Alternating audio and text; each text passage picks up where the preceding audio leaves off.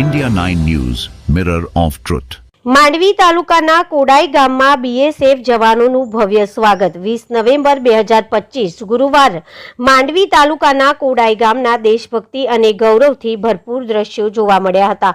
બીએસએફના સ્થાપના દિવસ નિમિત્તે જમ્મુ કાશ્મીરથી ભુજ સુધી બાઇક રેલી પૂર્ણ કર્યા બાદ બીએસએફના 63 ખમીરવંતા જવાનો કોડાઈ ગામે પધાર્યા હતા।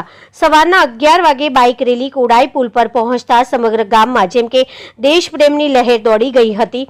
ગ્રામજનો, યુવાનો અને કોડાઈ હાઈસ્કૂલના શિક્ષક મંડળે જયઘોષ સાથે જવાનોનું સ્વાગત કર્યું હતું। ગામના લોકો બાઇક રેલીને સમયો કરતા જોવા મળ્યા હતા। उत्साहનો અદ્ભુત માહોલ સર્જાયો હતો। તદુપરાંત કોડાઈ હાઈસ્કૂલ ખાતે બીએસએફ જવાનોના સન્માન સમારંભનું આયોજન કરવામાં આવ્યું હતું, જેમાં મોટી સંખ્યામાં ગામના લોકો જોડાયા હતા। કાર્યક્રમનું સંચાલન સુરેશભાઈ જોશીએ સંભળાવ્યું હતું, જ્યારે ડોક્ટર બ્રિજેશભાઈએ સ્વાગત પ્રવચન આપ્યું હતું। આ પ્રસંગે કોડાઈ ગામનો ગૌરવ ગણાતા બીએસએફની મહિલા જવાન હુરબાઈ જુનેજાનું વિશેષ સન્માન કરવામાં આવ્યું હતું। આ સન્માન કોડાઈ હાઈસ્કૂલના આચાર્ય પ્રફુલભાઈ, શિક્ષક ઘનશ્યામભાઈ અને સમગ્ર શિક્ષક મંડળ દ્વારા કરવામાં આવ્યું હતું।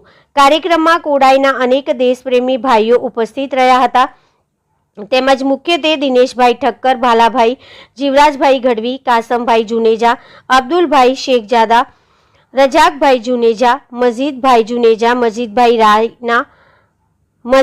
રાયમા, ગનીભાઈ જુનેજા, ઇમ્તિયાઝ લોડિયા, ઇબ્રાહીમભાઈ હાલા, જાફરભાઈ કુંભાર, રજાક સમા, સલીમ જુનેજા વગેરે ગામના આગેવાનો અને યુવાનોનો સમાવેશ થાય છે। બીએસએફ જવાનોના આગમન અને સન્માનથી કોડાઈ ગામના દેશભક્તિનો માહોલ છવાઈ ગયો હતો અને સૌએ ગૌરવ અનુભવ્યું હતું। Bureau report, Imran Avadiya, Mandvi, Kutch.